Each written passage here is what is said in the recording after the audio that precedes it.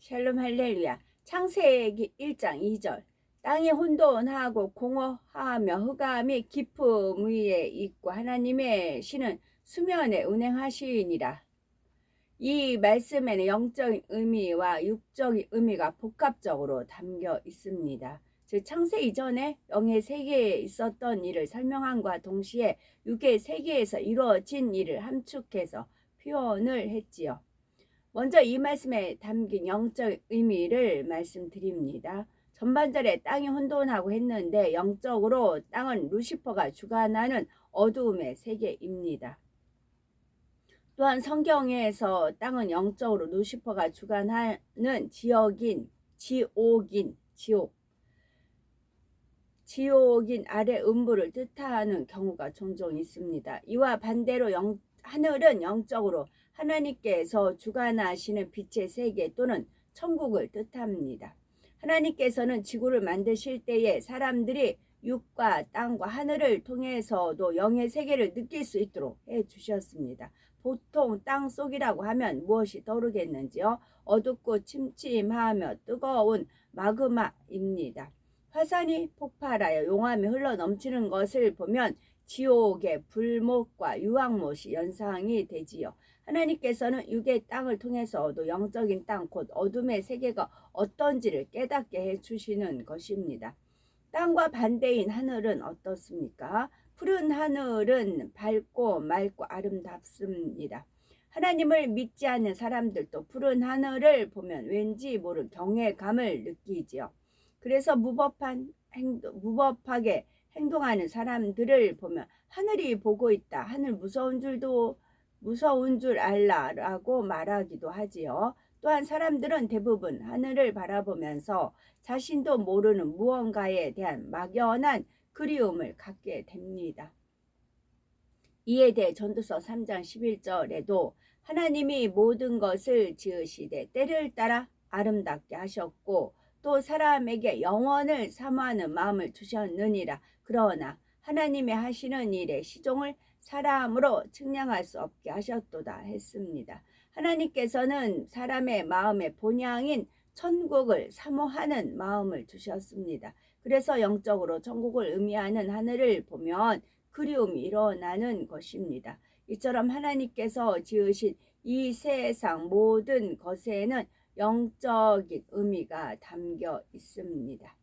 영적으로 땅이 혼돈하다는 것은 무슨 뜻일까요? 앞서 영적으로 땅은 루시퍼가 주관하는 어둠의 세계라 했습니다. 따라서 땅이 혼돈하다는 것은 루시퍼의 반란 사건으로 인해 영계의 질서가 잠시 혼란해진 상태를 나타냅니다. 루시퍼는 원래 하나님을 섬기는 천사장이었으나 하나님보다 높아지기 위해 교묘한 방법으로 자기 세력을 규합했지요. 루시퍼와 그를 따랐던 무리들은 창조주 하나님께서 정해주신 자신들의 원래 위치를 벗어났습니다. 곧 하나님께서 세우신 질서를 깨트림으로 영계의 혼란을 가져온 것입니다. 하나님께서 바로 이 상황을 함축적으로 땅이 혼돈하다라고 표현하신 것이죠. 다음으로 공허하다 했는데 이는 아버지 하나님의 마음 상태를 나타냅니다. 가장 많은 사랑을 주었던 루시퍼로부터 배신을 당하신 아버지 하나님은 마음이 너무나 아프셨지요. 마치 가슴이 텅 빈 것처럼 너무나 공허하셨습니다. 아버지 하나님께서는 루시퍼가 그렇게 할 줄 미리 아셨지만 그래도 실제로 일이 일어나자 마음이 몹시 아프셨지요. 마음이 공허할 뿐만 아니라 슬픔과 그 안타까움으로 인해 루시퍼의 반란 사건으로 인해 하나님의 마음이 공허하셨음을 나타나고 땅이 혼돈하고 공허하다는 말씀을 정리하면 루시퍼와 어둠의 세력들로 인한 영계의 혼돈과 그로 인한 아버지 하나님의 공허한 마음 상태를 나타내는 것입니다. 그러나 루시퍼의 반란은 곧 진압되었습니다. 하나님께서는 루시퍼와 악한 영들을 모두 지옥의 가장 깊은 곳인 무저갱에 가두셨지요. 물론 루시퍼와 악한 영들 일부는 이후 인간 경작의 기간 동안 풀려나서 활동합니다. 그러나 악한 영들은 대부분 그때부터 지금까지 무저갱에 갇혀 있고 잠시 풀려났던 악한 영들도 인간 경작이 마치면 다시 갇히게 되지요. 이처럼 어둠의 세력이 무저갱에 갇힌 상태를 흑암이 깊음 위에 있다고 표현하신 것입니다. 아버지 하나님께서는 모든 어둠의 세력을 무저갱에 가두심으로 영의 세계의 혼돈을 평정하셨습니다. 이로써 영의 세계는 평온을 되찾게 됐지요. 2절에 하나님의 신은 수면에 운행하시니라는 말씀이 바로 이처럼 하나님께서 모든 것을 친히 평정하신 상황을 뜻합니다. 창세기 1장 2절 한 절 말씀의 영적으로는 루시퍼의 반란 사건으로부터 이후 결과까지 영계의 상황이 함축적으로 담겨 있습니다. 본문 말씀은 창세 이전에 영의 세계에서 있었던 일을 암시함과 동시에 육의 세계에서 이루어진 일도 함축적으로 표현한 것이라 했지요. 루시퍼의 반란이 평정되고 영계가 다시 안정되고 난 후에 아버지 하나님께서는 때가 이르자 인간 경작을 위해 지구를 창조하셨습니다. 아버지 하나님께서 처음 지구를 만드셨을 때의 상태는 지금과 같지 않았습니다. 처음에는 지각과 대기가 불안정한 상태였지요. 지각의 변동과 화산 폭발 같은 지지 활동이 왕성하게 일어나고 있었습니다. 대기 중에서도 갖가지 복잡한 반응들이 계속해서 일어나고 있었지요. 이처럼 불안정한 지구의 상태를 바로 땅이 혼돈하고 공허하다고 표현한 것입니다. 이는 과학계의 주장과 어느 정도 일치하지요. 과학자들도 지구의 초기 상태에 대해 지층에서는 활발한 지각 활동이 있었고 대기 중에서도 다양한 화학 반응이 일어났다고 추측합니다. 과학자들은 그것이 대폭발로 생겨난 지구가 제 모습을 갖추어 가는 과정이라고 말합니다. 그러나 사실은 대폭발 때문이 아니라 하나님께서 지구를 만드시는 과정이 그러했던 것입니다. 그렇다면 전능하신 하나님께서는 왜 처음부터 완벽한 지구를 만들지 않으시고 이런 과정을 거치게 하신 것일까요? 여기에는 두 가지 이유가 있습니다. 첫째 이유는 하나님께서도 육의 세계의 질서를 쫓기 위해서입니다. 지구가 위치한 첫째 하늘은 육의 공간이기 때문에 육의 질서를 따라 지구를 창조하셨지요. 만일 사람들이 땅 위에 건물을 짓는다면 처음부터 완벽한 모양의 건물이 세워지는 것은 아닙니다. 기초 공사만 해도 시간이 오래 걸립니다. 만일 지반이 약하다면 완공된 건물을 충분히 지탱할 수 있도록 단단하게 다져야 하지요. 크고 높은 건물일수록 기초를 다지는 데만도 오랜 시간이 소요됩니다. 기초를 다진 후에는 철골 등으로 건물의 뼈대를 만들어 세우며 한 층씩 건축해 올리지요. 작은 집 하나를 짓는다 해도 기초부터 다지고 뼈대를 세우는 과정은 반드시 필요합니다. 처음부터 완벽한 모양의 집을 뚝딱 만들 수는 없는 것입니다. 이것이 육의 세계의 질서이지요. 아버지 하나님은 전능하시지만 지구를 만드실 때에 이 육의 세계와 질서를 쫓아 기초부터 다지셨던 것입니다. 욥기 38장 4절에 보면 하나님께서 내가 땅의 기초를 놓았다고 말씀하셨습니다. 히브리서 1장 10절에도 태초에 주께서 땅의 기초를 두셨으며 하늘도 주의 손으로 지으신 바라 했지요. 하나님께서는 처음 지구를 만드실 때 활발한 지각 활동과 대기 중에 여러 반응들을 통해 기초를 다지는 과정을 거친 것입니다. 그 과정을 통해 지구는 인간에게 적합한 환경고 대지와 공기를 갖추었습니다. 하나님의 창조 역사는 이처럼 처음부터 온전한 질서 가운데 시작됐고 진행되었지요. 6일 창조의 순서도 얼마나 질서 정연한지요. 전능하신 하나님께서는 순간에 모든 것을 창조하실 수 있습니다. 그러나 그렇게 하시지 않고 질서대로 창조하셨지요. 무차원인 땅과 하늘을 먼저 만드시고 그 후 1차 원인 식물, 2차 원인 동물, 3차 원인 사람의 순서로 창조하신 것입니다. 이 6일 창조 섭리에 대해서 드릴 것이고요. 전능하신 하나님께서는 지구를 창조하실 때 기초를 다지는 과정을 거치신 것은 둘째로 인생을 향하신 아버지 하나님의 사랑의 표현입니다. 우리가 만일 우리 자신의 집을 짓는다고 생각을 해봅니다. 그 집은 앞으로 우리가 사랑하는 가족들이 살아야 될 곳이죠. 우리에게는 재정도 충분하고 집을 지을 유능한 일꾼들도 많이 있습니다. 우리는 그냥 지시만 하면 일꾼들이 알아서 건축할 수 있죠. 일꾼들에게 알아서 대충 빨리 건축을 끝내라고 하시겠는지요. 시간이 좀 걸리고 수고가 따르더라도 직접 일일이 살피고 점검할 것입니다. 그 일이 힘들다거나 귀찮다고 여기지도 않고 행복한 마음으로 그렇게 하죠. 왜냐하면 그 집은 사랑하는 가족과 함께 오랫동안 살 집이기 때문입니다. 우리 아버지 하나님께서도 이런 마음으로 이 지구를 만드셨죠.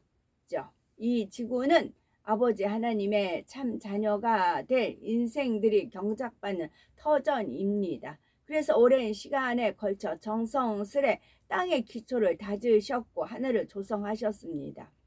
순간에 뚝딱 하고 지구를 창조하신 것이 아닙니다. 육의 세계의 질서를 따라 지각 활동과 과정을 두셔서 땅의 기초를 다지고 대기도 각종 반응을 통해 순환이 되게 하심으로 최적의 환경을 만드신 것입니다.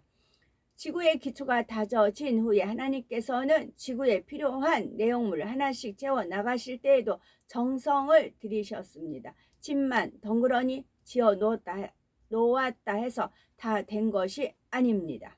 벽에는 어떤 색의 무늬와 벽지를 바를까? 바닥에는 어떤 질감의 장판을 깔까? 어떤 스타일의 가구를 어느 곳에 배치할까? 안방은 어떻게 꾸미며 아이들의 방은 어떻게 꾸밀까? 이렇게 집안 구석구석을 살피며 마음에 맞게 단정해 나갈 것입니다. 이런 부모의 심정으로 아버지 하나님께서도 지구 위의 인간들에게 필요한 것들을 만들어 가셨습니다. 마치 부모가 집 전체를 마음에 품고 필요한 부분을 채워 나가듯이 하나님께서는 온 지구를 마음에 품으시고 창조 역사를 이루셨던 것입니다. 이러한 과정이 하나님의 시인은 수면에 운행하시니라 라고 표현했습니다. 이때 하나님께서는 지구에 친히 내려오셨지요. 지구를 두루 운행하시면서 지구에 필요한 것이 무엇인지 또 그것을 어떻게 조성할지를 살피셨습니다. 하나님의 신이 수면에 운행하셨다는 것으로 보아 당시 지구가 물로 덮여 있었음을 알 수 있지요. 하나님께서는 지구의 기초를 다 지신 후에 온 지구를 물로 덮으셨던 것입니다. 그러므로 6일 창조 이전에 지구는 물에 완전히 잠긴 모습이었습니다.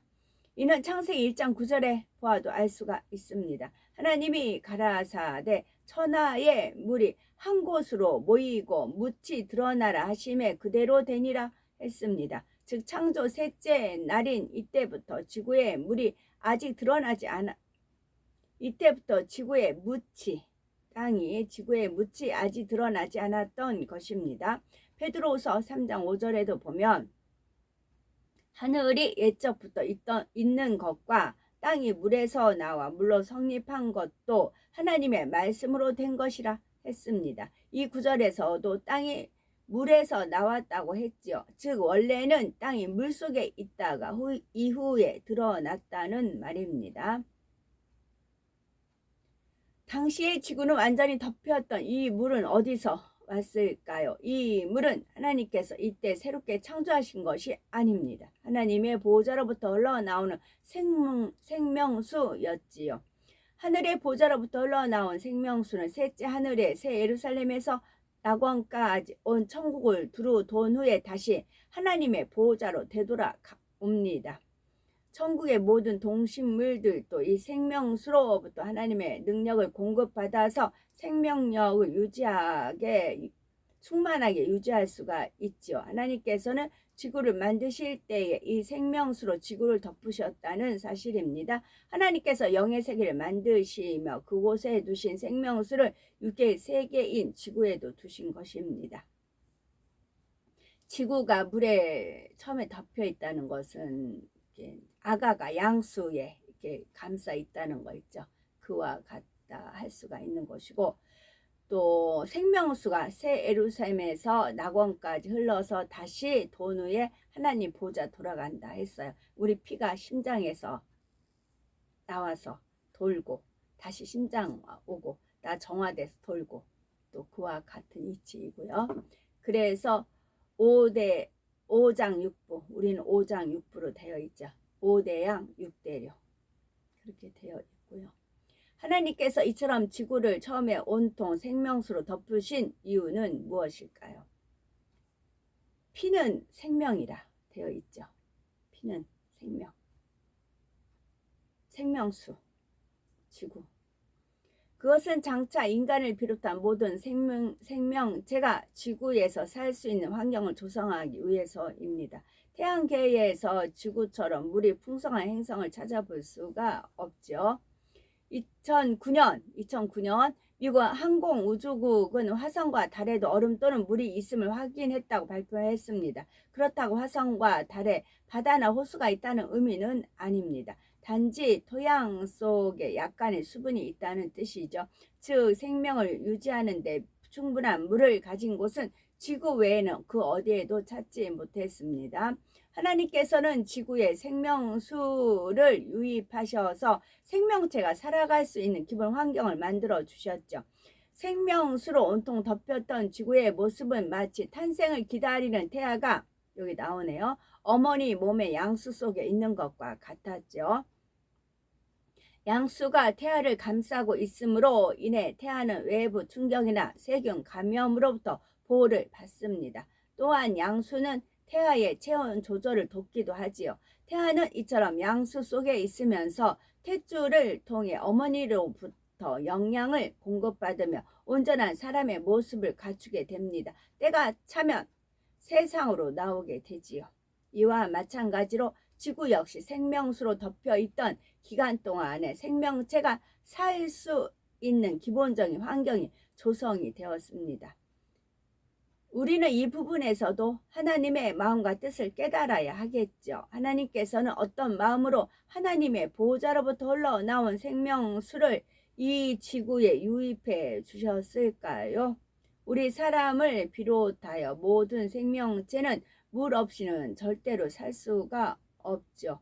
그런데 그 물은 하나님께서 주신 것입니다. 따라서 우리 사람은 하나님을 떠나서는 결코 살 수 없는 존재임을 알아야 하지요. 하나님을 떠난 인생은 결국 영원한 사망에 이르게 됩니다. 그러나 하나님 안에 있는 사람은 이 땅에 목숨을 끊어져도 영생할 수가 있지요. 하나님께서는 생명수로 지구를 덮으시면서 모든 인생들이 하나님 안에서 영생을 얻게 되기를 바라셨죠.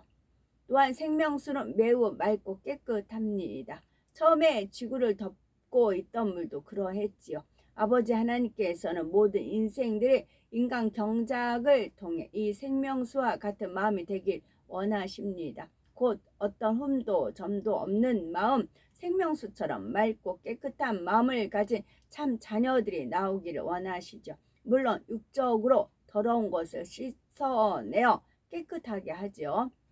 물은 육적으로 더러운 것을 씻어내어 깨끗하게 하지요. 또한 모든 생명체가 그 생명을 유지하는 데 필수적인 요소입니다. 영적인 물인 하나님의 말씀도 우리가 영적인 생명을 유지하는 데 필수적이며 더럽고 추한 죄를 씻어내는 역할을 합니다.